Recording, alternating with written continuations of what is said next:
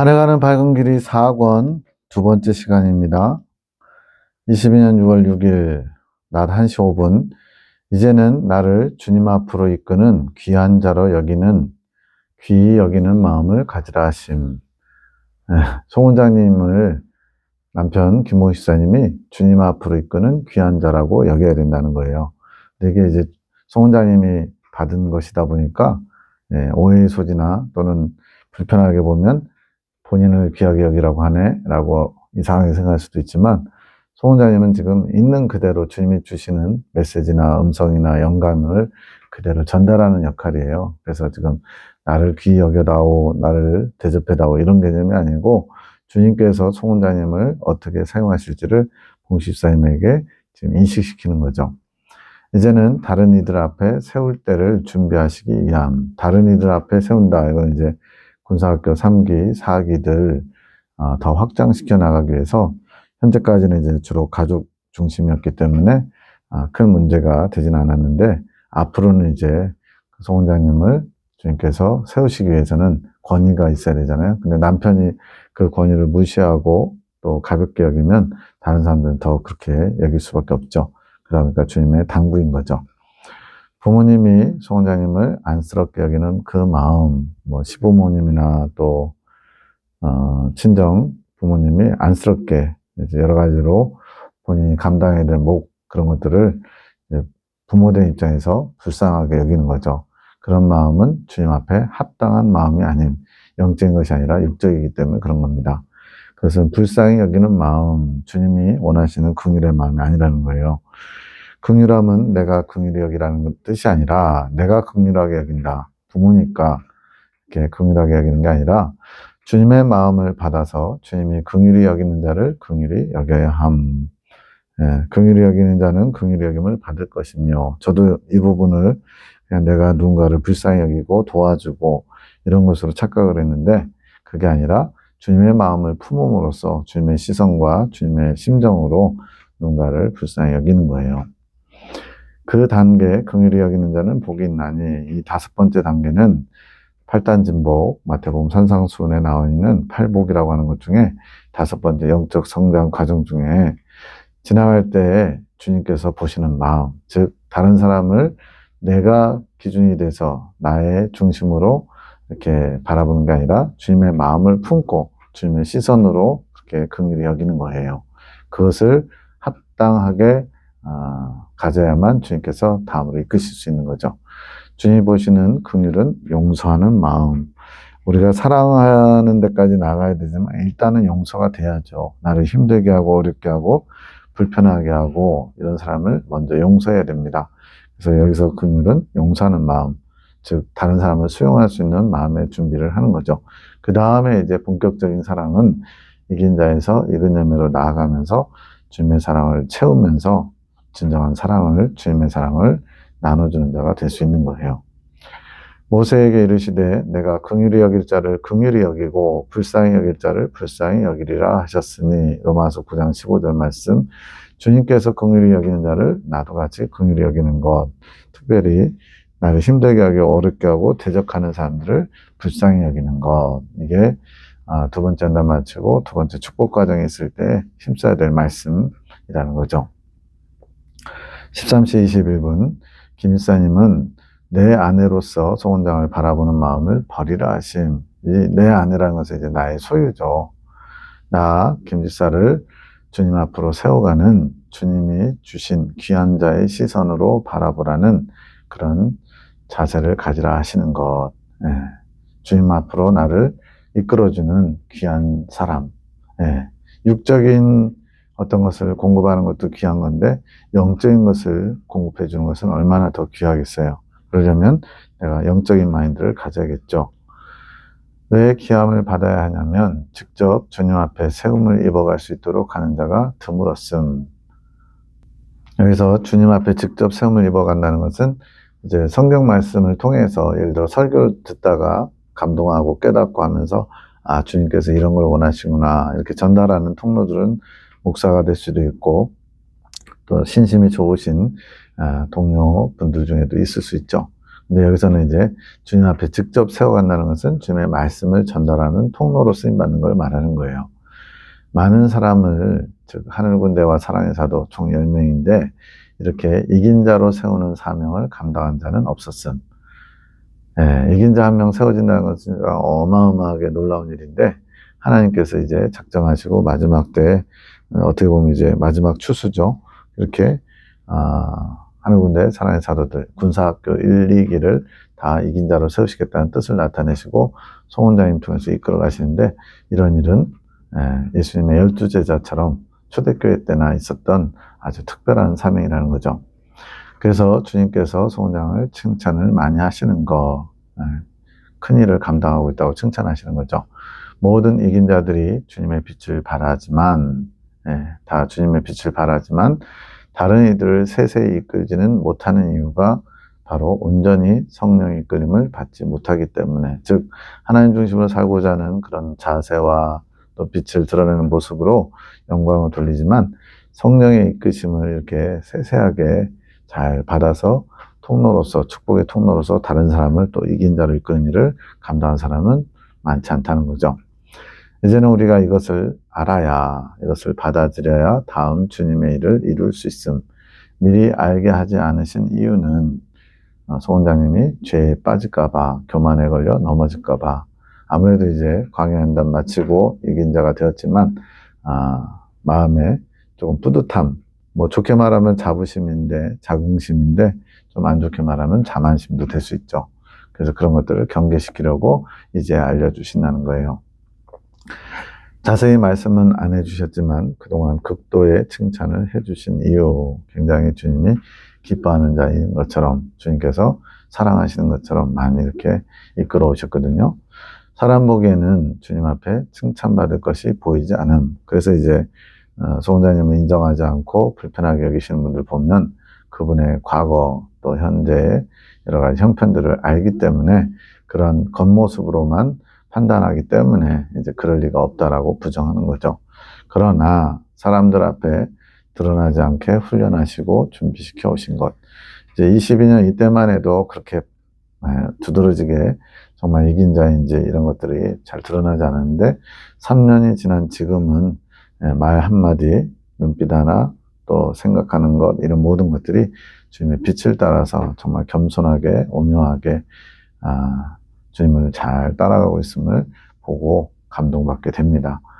이끄는 대로 잘 인내하며 따라왔기에 주님의 뜻을 이룰 수 있었음.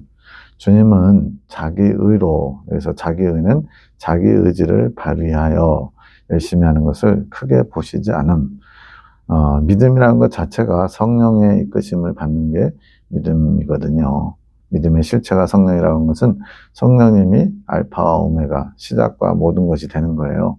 근데 성령님과 상관없이 나의 노력과 나의 의지를 세워서 열심히 하는 것은 뭐 그것 자체는 가상하지만 주님 보시기에는 작은 것이라는 거죠. 그 마음은 받으시지만 작은 것으로 받으심. 주님이 주신 성령을 제한하는 것을 교만히 보시기 때문에, 아니 내가 열심히 노력하는데 무슨 성령을 제한하냐. 성령께서 이끌어 가시는 것이 주님의 뜻인데 성령과 상관없이 내가 노력해서 고행과 극기와 절제와 여러 가지 내가 옳다고 생각하는 것을 열심히 하는 거. 세상 사람들도 뭐 우리 믿는 사람들보다 더 열심히 물질을 위해서 그렇게 살아가죠. 그걸 주님이 귀하게 보시진 않잖아요. 마찬가지로 영적인 것으로 보일지라도 주님께서 하시는 게 아니면 100%다 영적이라고 볼 수 없습니다. 겉으로 보기에, 사람 보기에는 교회의 일, 또 주님의 일처럼 보이지만 아닌 경우가 더 많다는 거죠. 자기의 만족을 위해서, 영광을 위해서 사심을 채우기 위해 사는 일이 더 많은 거죠. 그러나 사람의 눈에는 귀하게 보임. 뭐가요? 자기 의로, 자기 노력으로, 자기 의지로 뭔가를 해보는 것, 또 성취하는 것이 크게 보이죠. 저도 이번에 서울에 갔다가 그 사랑의 교회를 옆에 처음으로 그 앞을 지나가게 됐는데요. 뭐 전 세계에서 제일 크다고 그러나요? 아무튼 삐까번쩍 하는데 사람 보기에는 대단한 것 같고 그렇게 큰 교회를 세운 것이 큰 주님께 헌신했다라고 보는데 과연 주님도 사람의 시선과 똑같이 볼 것이냐? 그렇지 않다는 거죠. 주님은 그것, 자기 의로 행하는 것과 또 그것을 귀하게 보는 것, 다른 사람의 시선까지도 주님은 어리석다고 보시는 것. 네. 나의 길은 너희의 길과 다르다. 하늘이 땅에서 높은 것 같이 나의 길과 너희의 길은 다르다. 네. 이것을 우리가 잘 이해해야 됩니다. 자기를 겸손히 낮추는 자가 성령의 이끌림을 볼 수 있고 따를 수 있는 것. 겸손히 낮춘다는 것은 내가 옳다고 생각하는 것, 내가 주도적으로 하려고 하는 것, 이거를 고집과 아집이라고 하시는데, 이런 고집과 아집이 강한 사람은 겸손히 자기를 낮추고 저는 할 수 없어요, 주님이 해주셔야 돼요 하고 주님을 신뢰하고 의지할 수 없다는 거죠. 주님은 겸손한 자를 가장 사랑하시고 또 크게 보시며 큰 일을 맡기시는 것. 그래서 어거스틴은 그리스도인의 덕목, 첫째도 겸손, 둘째도 겸손, 셋째도 겸손이라고 말씀하셨죠. 1시 33분, 이것이 나에게는 풀밭이구나 싶음, 주님이 세워주시는 것. 여기에 대한 해석은 없는데 푸른 초장 맑은 물가, 그 풀밭이 아닐까 싶어요. 1시 47분, 다 새벽입니다.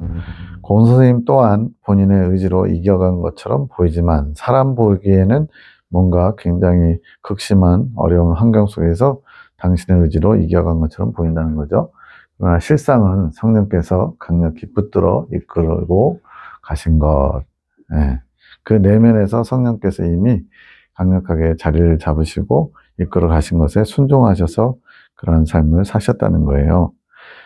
그러나 공 선생님은 성령의 이끄심을 조명하는 사명이 아니시기에 이제 이 송원장님 통해서는 창조계시의 말씀을 통해 계속 성령의 이끄심을 강조하거든요. 나의 의로 이룬 것이 아니라 내 안에 계신 성령의 이끄심을 원함으로 그 성령께서 이끄심에 순종함으로 이룰 수 있다. 근데 권사님은 성령을 물론 강조하시기도 했지만 이렇게 두드러지게 성령의 이끄심을 강조하지는 않았죠. 다만 주님께서 뭘 원하시는지 그런 것을 나타내시는 것. 특별히 이제 핵심 진리를 정리정돈해서 마지막 때 주님의 구원 사역에 대해서, 구원 사업에 대해서 말씀하시고 틀을 정리하셨죠. 선생님은 핵심 진리 이 땅에 드러나게 탄생하게 하시는 사명이셨음, 그렇게 잘 쓰임 받으셨죠. 그러나 송 원장님은 성령의 이끌림 받는 삶을 조명하게 하시는 것, 이게 행복하고 쉬운 길을 갈 수 있는 아주 중요한 비결이기 때문에 그렇습니다. 거칠고 산한 환경을 통해서 고침받는 게 아니라 내 안에 계신 성령의 이끄심에 민감해서 깨어있어서 즉각 순종함으로써 굳이 환경을 거치지 않고 주님의 뜻에 순종함으로 변화를 이룰 수 있다는 거죠.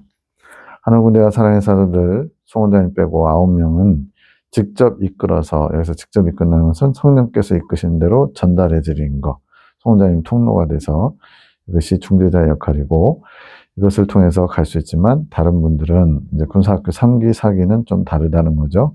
그 삶을 가르치고 도와주기만, 안내만 하는 것. 그래서 1, 2기는 주님이 직접적으로, 지금도 이제 6개월간 강한 훈련에 들어갔다 이렇게 있는데 주님께서 직접적으로 많이 혼내시기도 하고 좀 더 타이트하게 이끌어 가시는 게 있죠. 13시 57분 김사님에게 손을 귀하게 여겨야 함. 여기 손은 진짜 손이에요. 주님께서 쓰실 주님의 손으로 여겨야 함. 왜냐하면 치유의 손이기 때문에 그렇습니다. 은사를 주시고 그 손을 대고 기도하면 주님께서 낫게 주시겠다고 했기 때문에 그 손을 나의 손으로 내 마음대로 여러 가지 육적인 것에 즐기는데 쓰는 것이 아니고 주님께서 쓰시는 주님의 손으로 여겨야 된다고 말씀하시죠. 14시 1분 주님께서 송 원장님을 다른 분들 앞에서 귀히 여겨주시는 이유, 지금 2번, 3번 강조하고 있죠. 모든 자들에게 사명을 주시지만 주님의 뜻을 이루며 오는 자들이 지극히 적기 때문에 다 사명을 감당하면서 이긴 자가 되고 높이 천국에 이렇게 성장으로 나아갔지만 주님의 뜻을 이루며 온다. 이제 본인 혼자서만이 아니고 다른 사람들도 이제 주님 앞에 세우는 도구로 통로로 쓰임받는 그런 일을 한 사람들이 지극히 적다는 거죠. 14시 4분 직접 들려주시면 누구나 다 이룰 수 있는 것 아닌가 생각하니, 지금 송 원장님 생각하기에 송 원장님을 이끄신 것처럼 다른 분들에게도 본인에게 주님께서 이끌어 주신 것처럼 이끌어주면 본인처럼 다 할 수 있는가 아닌가 그렇게 생각한 거죠.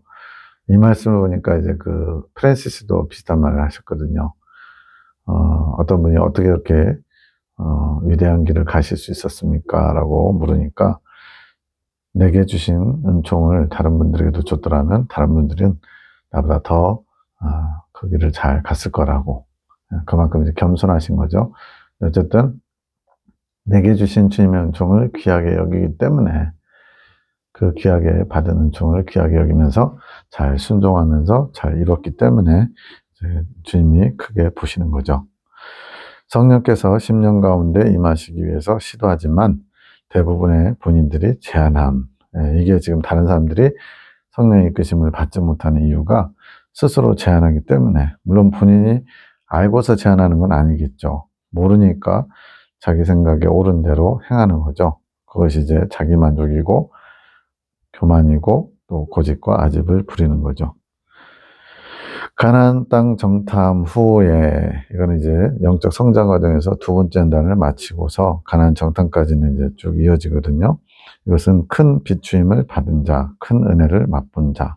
핵심 진리에서는 가나안 땅 정탐이 마치 내 안에 죄성이 잠깐 제거된 것처럼, 일시적으로 제거된 것처럼 천국, 심령 천국을 맛보는 것이라고 설명합니다. 물론 그 부분도 맞죠. 근데 여기서 이제 가나안 정탐은 창조 계시에서 주님을 만나는 체험, 주님을 보는 체험, 이런 식으로 주님을 보는 영이 열리는, 일시적으로 열리는 체험이라는 거예요. 이 체험을 했기 때문에 이제 그것이 너무 좋아서 계속 영이 열려갈 수 있도록 이끌림을 받아야 되는데, 또 가난한 사람들에게 쫓김 과정 전까지 또 눈이 반드시 닫히게 된다고 창조계시에서는 말씀합니다. 그래서 이 가나안 정탐 큰 은혜를 맛봤는데 잘하지 못한 거, 더 높은 천국으로 나가지 못한 거, 대부분의 많은 사람들이 두 번째 단까지는 핵심 진리 말씀을 통해서 잘할 수 있지만 이 가나안 땅 정탐 이후에는 성령의 이끄심 없이는 결단코 한 발짝도 나갈 수 없다라고 주님이 단호하게 말씀하신 게 있어요. 그래서 성령의 이끄심을 받지 못하고 잘하지 못한 것에 대해서는 하나님께 책망이 크다고 말씀합니다. 받은 은혜를 땅에 묻어둔 자이기 때문에. 이게 바로 이제 그 달란트 비유에서 한 달란트 받은 사람이 주인은 마음이 굳은 자라고 땅에다 묻어버리잖아요. 그와 같은 자라는 거예요. 즉 가나안 땅 정탐까지 나름대로 두 번째 달까지 마치고 좀 성장했지만 땅에 묻어버림으로써 더 이상 성장하지 못하는 상태. 그래서 이 달란트 비유도 그렇고 참 우리가 성경 속에서 굉장히 그 아무에게나 출애굽한 사람에게나 준 말씀 같은데 원래는 더 높이 성장한 사람들에게 주신 말씀들인 걸 알 수가 있는 부분들이 있어요. 너희는 세상의 소금이다, 빛이다. 이것도 마찬가지. 예수님 믿자마자 출애굽하자마자 주님께서 세상의 빛이다, 소금이라 인정해 주시는 게 아니고 높이 성장한 사람, 심지어는 이제 이긴 자까지 된 사람이 더 나아가 이근 열매가 되지 못하고 멈춰버리면, 여기서는 이제 가나안 땅 정탐 이후에 멈춰버리면 비슷한 내용이죠. 그렇게 되면 이제 사람들에게 쓸모가 없어서 다만 박혀버려 밟힐 뿐이다. 이렇게 할 정도로 굉장히 높이 성장했음에도 불구하고 계속 주님의 이끄심을 받지 못하고 멈춰버리면 주님께 책망이 크다라고 말씀합니다. 물론 이것은 지옥 간다는 개념이 아니에요.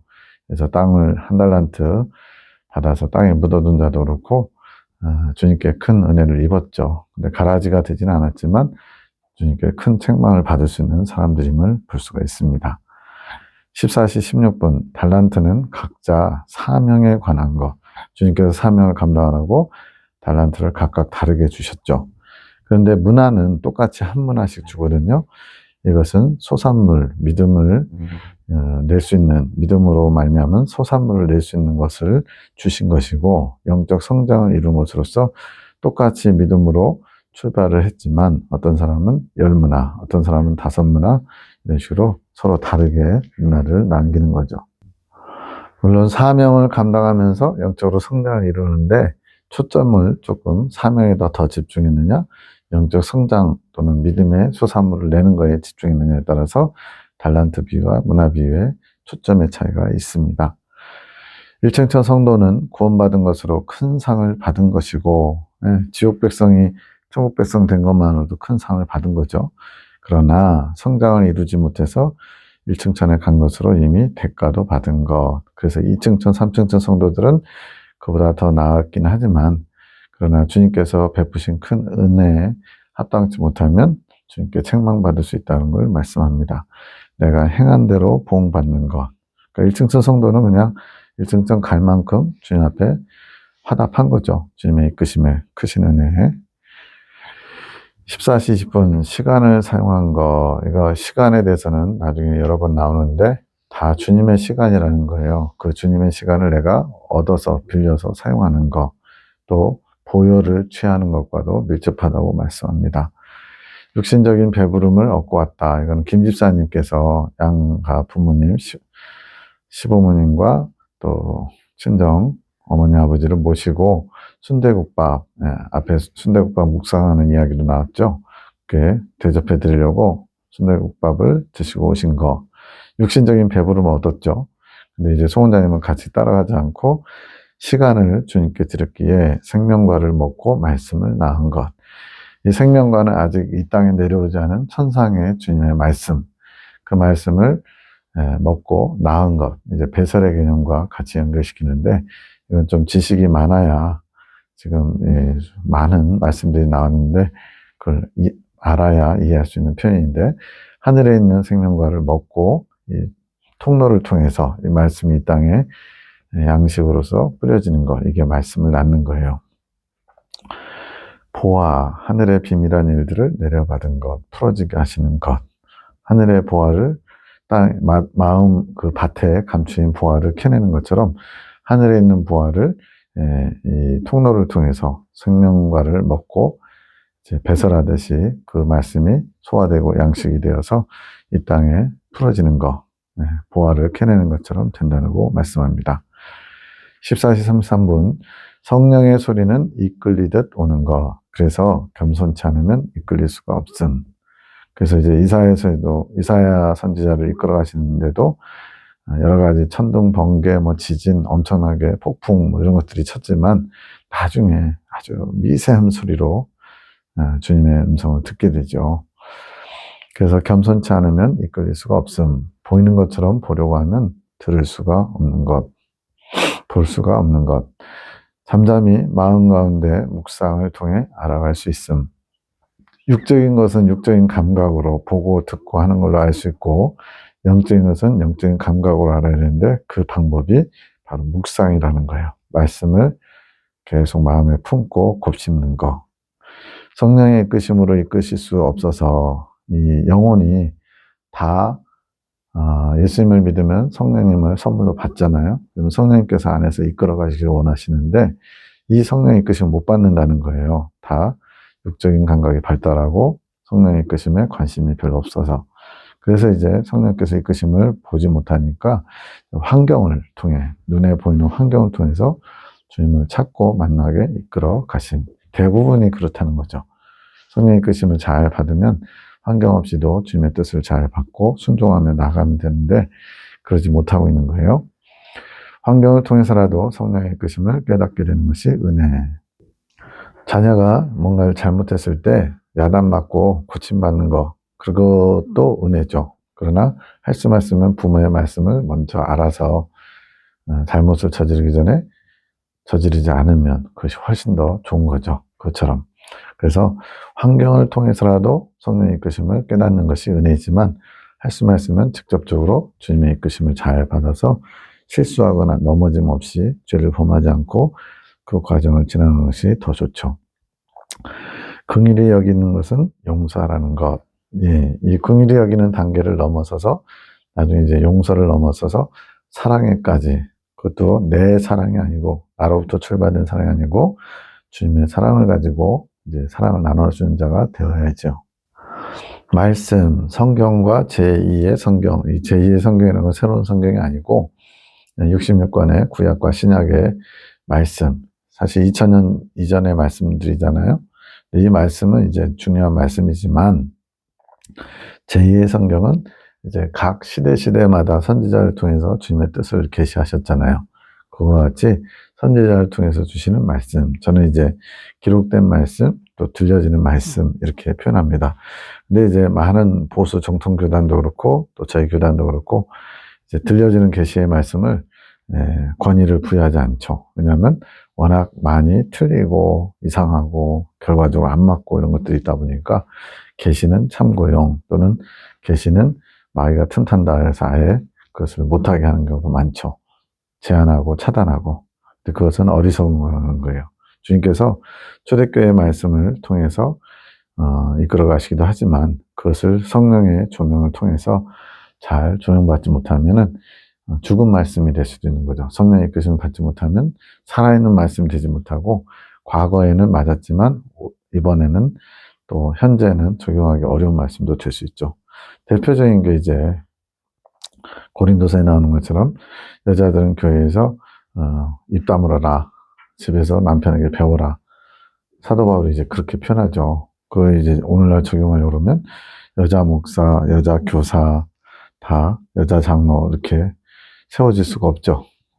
그때 당시에는 권위가 주어지지 않은 여자들에게 여러 가지 설왕설래 구설수만 만드니까 바울이 여자들은 교회에서 잠잠하라 이렇게 한 거거든요. 그것처럼 성령의 조명을 통해서 그 말씀을 오늘날 적용하려면 성령의 조명하심이 있어야 되고 또 주님의 뜻을 잘 전달할 수 있는 통로가 필요한 것이 바로 선지자의 역할이에요. 그것을 제2의 성경, 들려지는 말씀이라고 볼 수 있는 거죠. 이러한 말씀 가운데 감춰놓으신 비밀들이 많음. 주님께서는 지금도 말씀하고 계세요. 과거에 말씀하시고 더 이상의 성경은 없다. 더 이상의 말씀은 없다. 물론 그게 안전할 수는 있어요. 그러나 어리석은 게 될 수 있습니다. 침노하는 자가 취해가는 것. 침노는 전쟁 용어죠. 그래서 누가 성문을 가장 먼저 함락 또는 점령해서 문을 여는 자에게 큰 상을 내리겠다. 적장의 목을 베는 자에게 큰 상을 내리겠다. 이렇게 목표를 줬을 때 정말 목숨 걸고 쳐들어가는 거죠. 그게 바로 침노입니다. 3시 52분 누가 와서 해결했으면 좋겠고 맞아요. 다 손해잖아. 영음이 3가지가 들렸는데 에녹 자매가 해석합니다. 우리 마음에서 일어나는 소리. 손해라고 생각하면 버리기가 쉽지 않음. 주님께서는 버리기를 원하시는데 이거 버리면 너무 아까운데 하는 그런 게 있잖아요. 대부분 이제 육에 속한 소유들인데 손해가 아님 하지만 육의 눈으로 보기에는 손해라고 생각하는 거. 아까워서 못 버리는 것들 있잖아요. 내가 버리려고 하기보다는 차라리 누가 와서 버릴 수밖에 없게끔 했으면 좋겠다는 마음. 이게 이제 앞에서 말한 환경을 통해서 어쩔 수 없이 바뀌어지는, 어쩔 수 없이 버려지게 되는 것을 원하는 거죠. 버리기는 아깝고, 직접 버리기는 아깝고, 어쩔 수 없이 버려야 되는 상황이면, 어쩔 수 없으니까 버리게 되고, 이런 거죠. 이게 어리석은 거죠. 이것은 회피하고 싶은 마음, 버리기 싫은 마음, 손해보는 것이라고 생각하기에 버리기 쉽지 않음.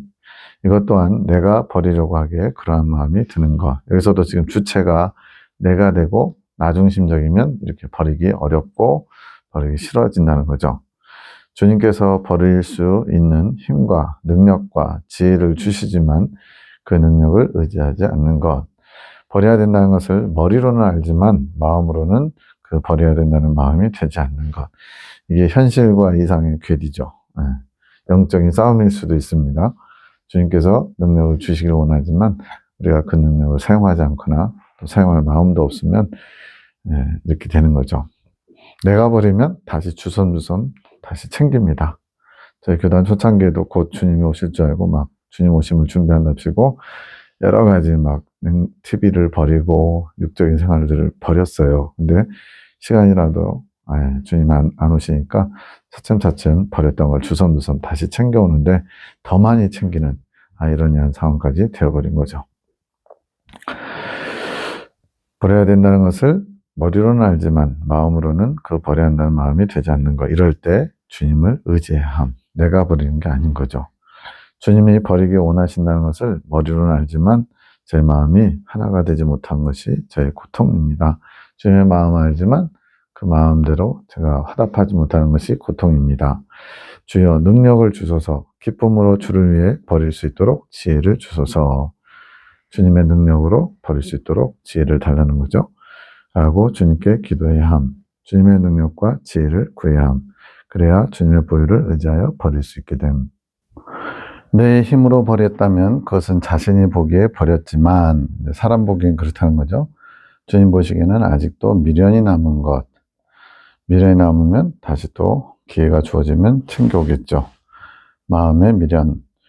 우리의 마음까지 비워지는 것이 주님이 원하시는 온전한 해갈인 것. 더 이상 그 미련이 없어야 마음이 비워지는 것이라고 말씀합니다.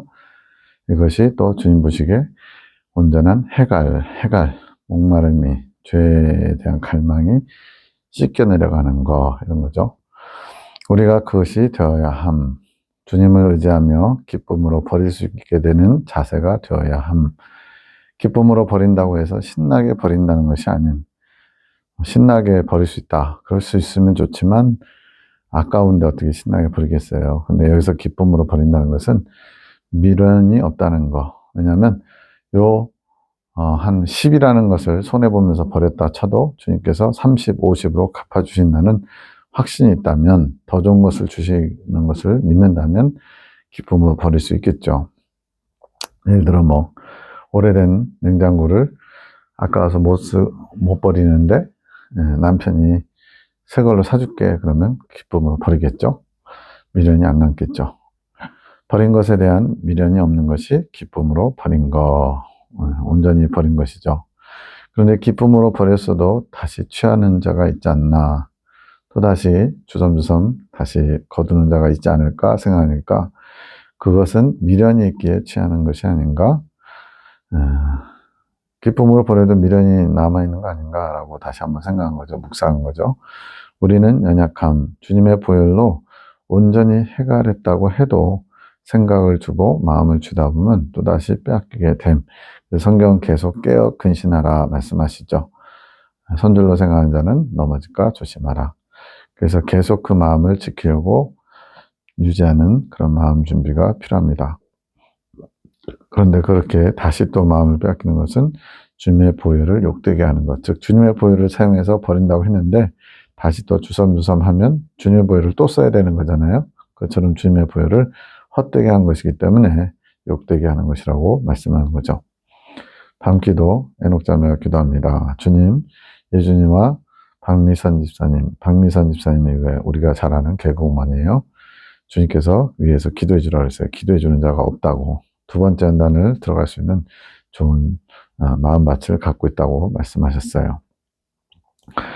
두 사람을 위해서 그분들의 마음을 만지시고 주님의 사랑을 향해 나아올 수 있도록 기도합니다. 나에 따라 기도는 되었다. 내가 너희의 기도를 들었습니다. 기도의 분량이 채워졌다는 것 같아요. 이제는 내가 이룰 것이다. 내가 하나하나 이루어갈 것이니라. 내가 사랑하는 나의 자녀들이다. 주님의 마음을 품으면 정말 이 세상에 미워하거나 불편해하거나 피하고 싶거나 한 대 때려주고 싶은 사람 한 명도 없을 것 같아요.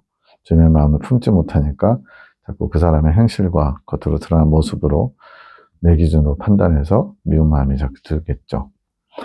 창조계시기도 송원장님 합니다. 영광을 받으시기 합당하신 주여, 이 작은 마음이, 이 작은 존재라는 거죠. 크신 당신 마음을 안다면 얼마나 안다고 크신 사랑을 받아가는 것이 너무나 과분합니다. 예전에 이제 그 사극이나 이런 데 보면 왕이 후궁이나 이런 궁에 비천한 신분을 이렇게 취하면 이제 성은을 입었다고 그러죠. 그런 것처럼 이 작은 자에게 주님의 크신 마음을 알게 하시고 또 취하게 하심을 너무나 과분하다고 여기는 거죠. 이게 겸손함이죠.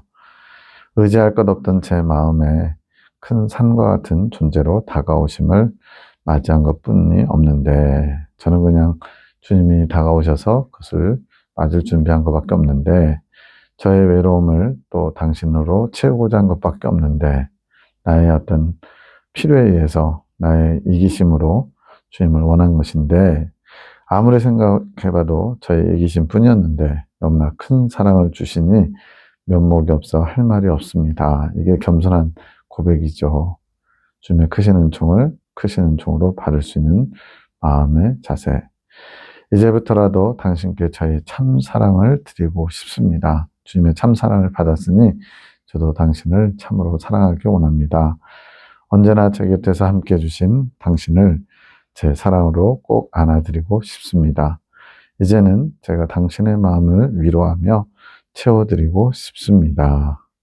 이제 필요에 의해서 내가 주님을 찾고 나의 필요를 채워달라고 기도하고 이런 사람에서 이제는 주님의 위로자, 주님의 필요를 채워드리는 자가 되고 싶습니다.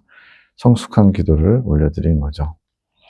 당신의 지혜로 더욱 이끄시어 당신이 원하신 뜻하신 모든 것을 이루소서. 당신만을 위한 당신만의 도구가 되고 싶습니다. 이게 어린 양의 신부의 자세죠. 당신은 나의 기쁨, 나의 안식처.